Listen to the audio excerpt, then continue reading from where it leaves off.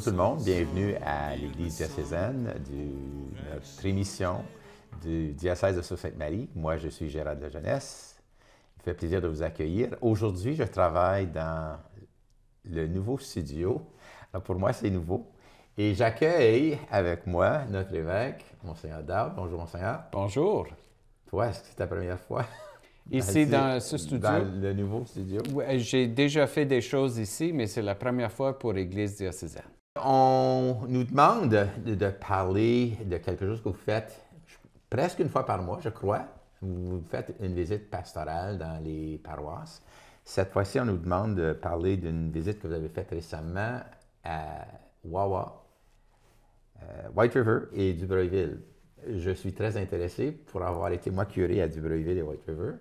Mais vous m'avez dit, avant que nous entrions en ondes, que vous êtes aussi allé visiter Mishpecauton First Nation. Oui.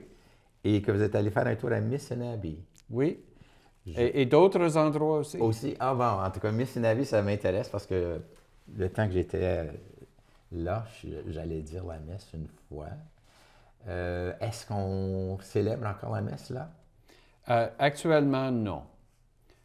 Mais l'idée de la... Peut-être on peut commencer avec c'est quoi une visite pastorale. Ouais. Je sais qu'on a déjà parlé de ça lors de notre émission, mais c'est une coutume que j'avais commencé quand j'étais évêque auxiliaire à Montréal. Mm-hmm. Et bien sûr, un évêque va visiter les paroisses, mais la visite peut être pour une célébration spéciale, des confirmations. On arrive, on fait la célébration, on dit bonjour, puis on retourne. Ici, le but, c'est de pas juste connaître l'édifice ou connaître les gens qui viennent à la messe ou à la célébration, mais c'est de connaître le milieu. Parce que l'Église, nous sommes envoyés par Jésus, nous avons une mission, et c'est une mission pour aller vers les gens dans un milieu particulier. L'Église est toujours plantée dans un milieu, dans un environnement. Et pour être Église, pour apporter la bonne nouvelle, bon, il faut connaître le marché, pour utiliser une expression plus séculière, mais il faut connaître les réalités, le dynamisme d'un milieu. Qu'est-ce qui se passe là? Exact. Qu'est-ce qui se passe? Quels sont les besoins? Quel partenariat est-ce qu'on peut bâtir? Etc. Et donc, quand je suis arrivé dans le diocèse de Sault-Sainte-Marie, j'ai été installé comme évêque en décembre 2020. Une des premières visites, on était en lockdown, il y avait des difficultés, mais j'ai décidé de commencer au moins à aller voir les édifices. Même si on ne pouvait pas avoir des rassemblements, je suis allé voir les édifices, mais j'ai aussi décidé, j'ai pris la décision d'aller voir Wawa pour la première fois.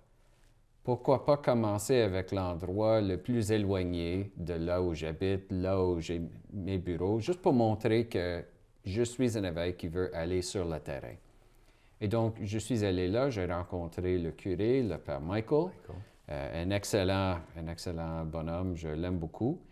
Et ça m'a donné la chance de voir l'environnement, de rencontrer les gens de cet endroit. Mais comme je dis, c'était plus un aller-retour.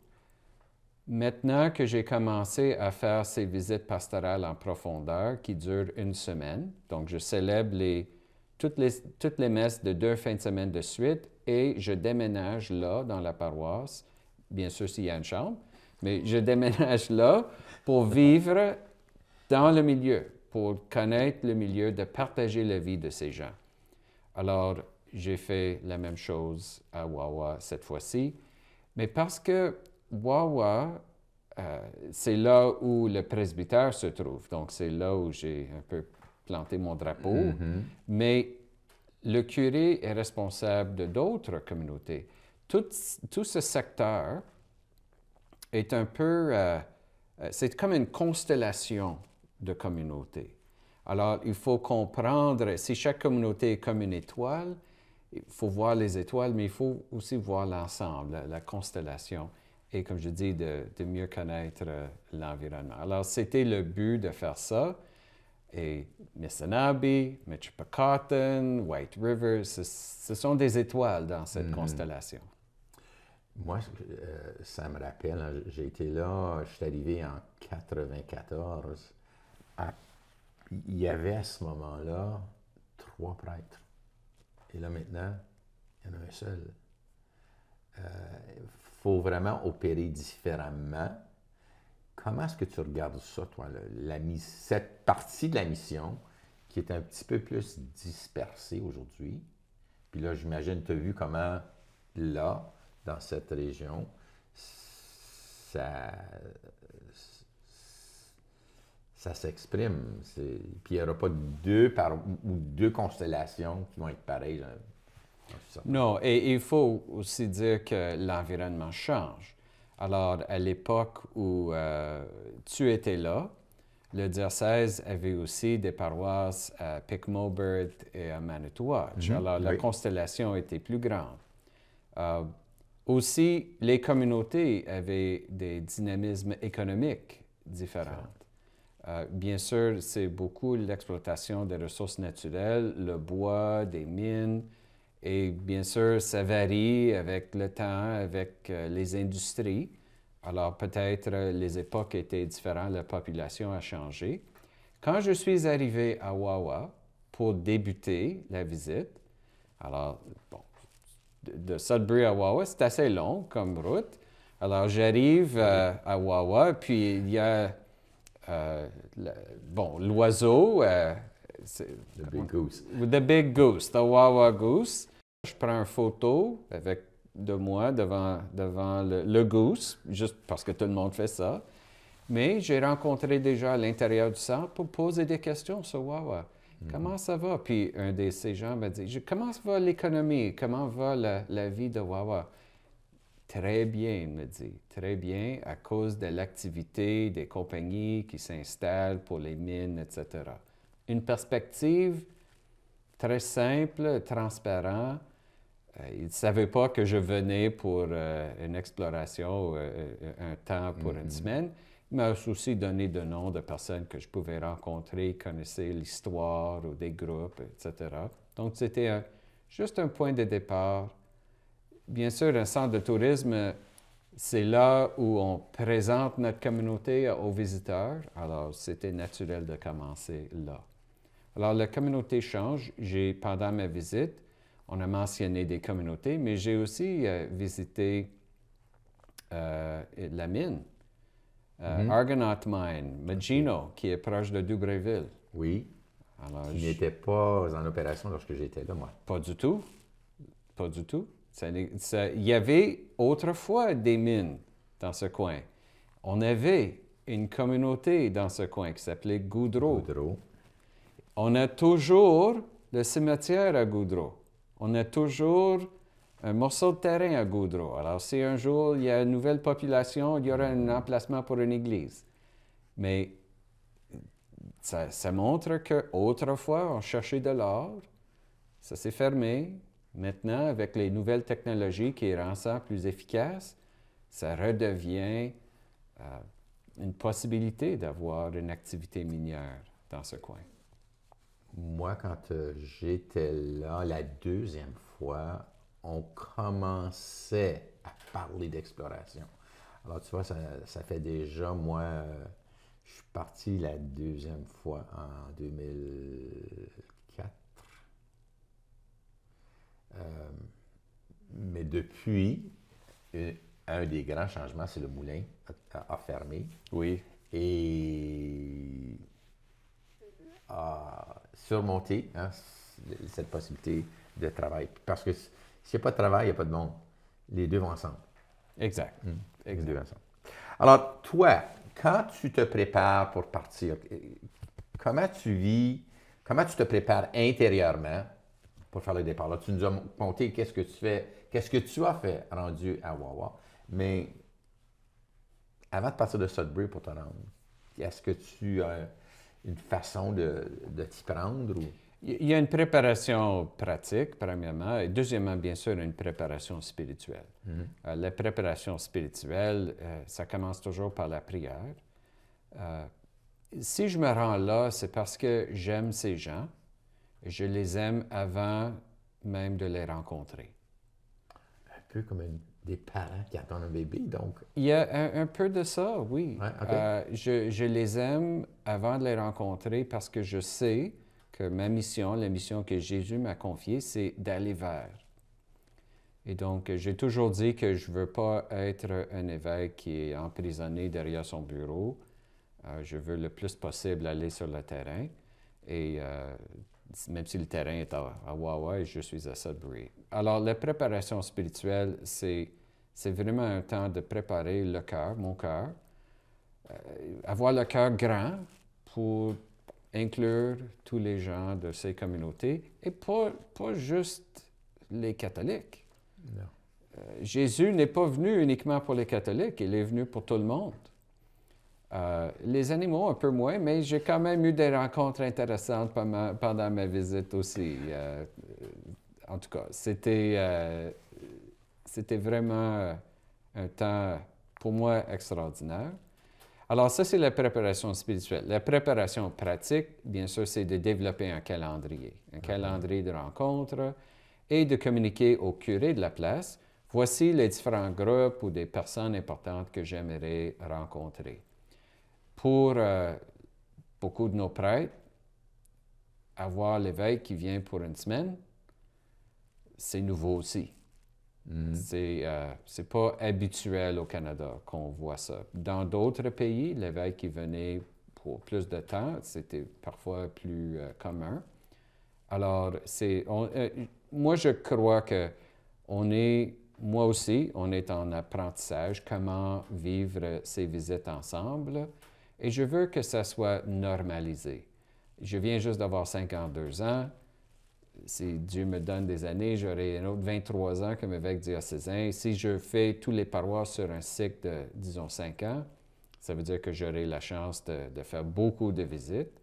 Si je fais 9 par année, 9 fois 23, on fait le calcul, c'est plus de 200 visites. Ça va devenir normal pour tout le monde, moi-même inclus. Oui. Et comme ça va nous donner la chance, j'espère, de bâtir un esprit familial dans notre diocèse. Une chose que tu as dite quand tu as mentionné la préparation spirituelle m'est venue à l'esprit. Je ne sais pas si je devrais appeler ça une recommandation, un conseil, mais c'est le père, il est décédé maintenant, le père Raymond Prévost. Il m'avait dit, Gérald, prie pour tes paroissiens. Et ça, je ne l'ai jamais oublié. Je peux dire honnêtement que dans toutes les paroisses où je suis passé, j'ai aimé mon monde, justement à cause de la prière. De l'entendre dire, dans le fond, ça vient pour moi renforcer ce que le regretté père Raymond Prévost m'avait dit. C'était durant... de fait, c'était juste avant que je déménage à Coniston, ma première paroisse, parce qu'il venait, lui, de Coniston. Alors, il était attaché à sa paroisse, c'est certain. Mais il m'avait dit ça, puis je n'ai jamais oublié ça. Oui. Prie pour tes paroissiens. Bien, c'est l'essentiel d'un cœur de pasteur. Tu nous disais un peu qui tu veux voir, ce que tu veux voir. Dans ta préparation pratique aussi avant de partir, est-ce que tu vas voir les statistiques de la ville et oui, ces des choses comme ça, parfois pratique, avant, là. Parfois après.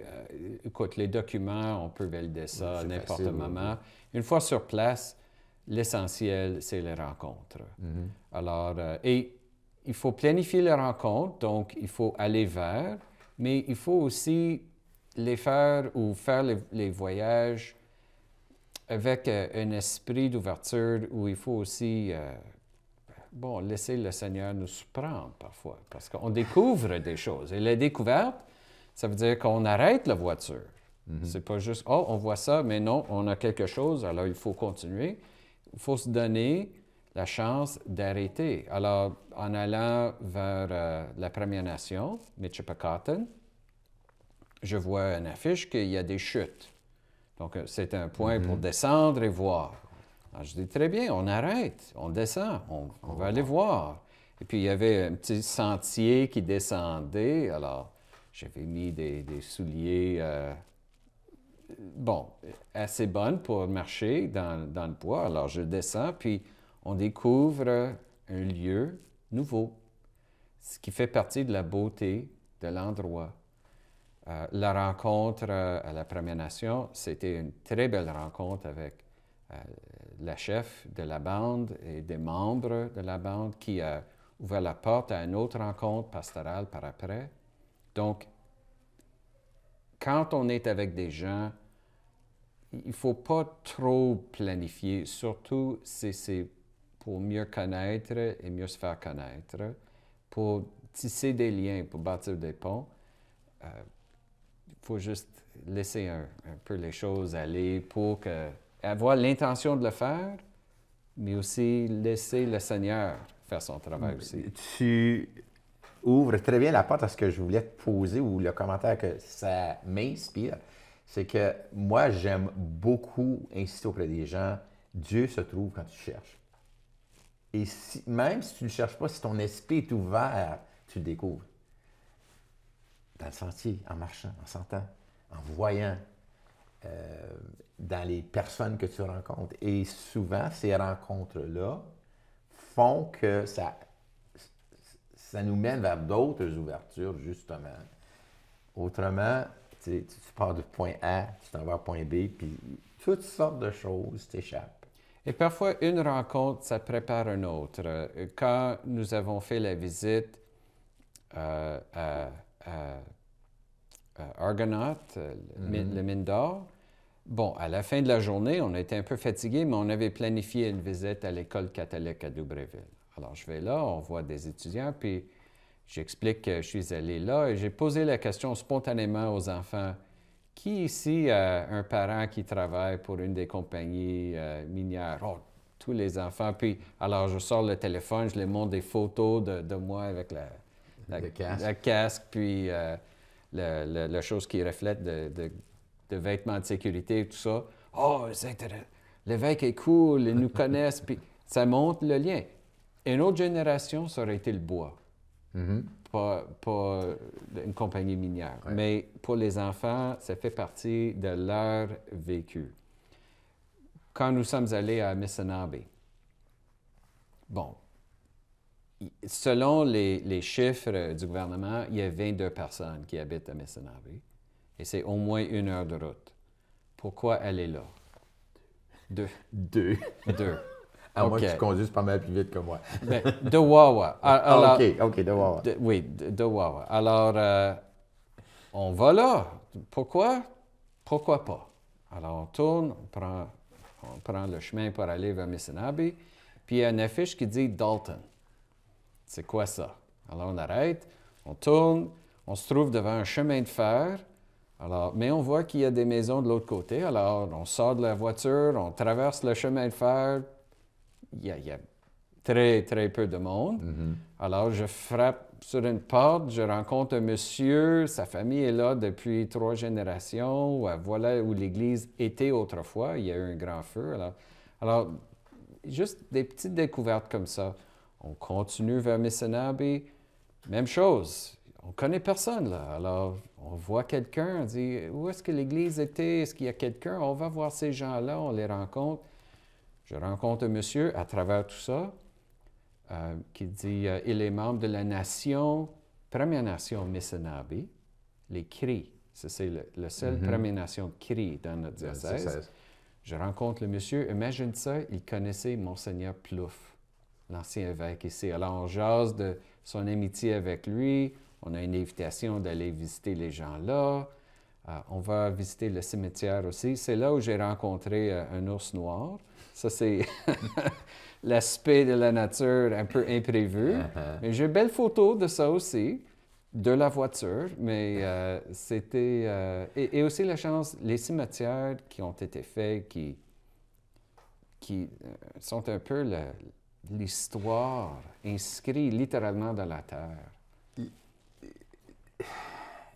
C'est inscrit dans la terre, mais c'est aussi inscrit dans le cœur. Moi, je vois comment, peut-être moins dans les grandes communautés, mais les petites communautés, comment le cimetière est une question d'appartenance J'ai du monde là, j'ai de la famille, j'ai des amitiés. Tu sais, il y en a qui sont allés creuser des fosses, là. C'est très important. Oui. Très important. Alors, à Wawa, à Dubreuilville, j'ai eu la chance de rencontrer des autorités civiles. À White River aussi, le maire, pour parler un peu de l'avenir de ces communautés, leurs espoirs. C'était une rencontre très humaine. On mange dans un restaurant d'un motel avec le maire. Et lui a un autre travail. C'est pas un travail à temps plein pour Non. lui. Alors, ce sont des gens dévoués à leur communauté. Puis, de partager l'amour qu'ils ont pour leur communauté et de montrer que l'évêque s'intéresse à eux et les porte dans la prière. Moi, je trouve que c'est pas juste important pour avoir des résultats. C'est important parce que c'est ça, la charité que Jésus veut qu'on vive comme communauté chrétienne.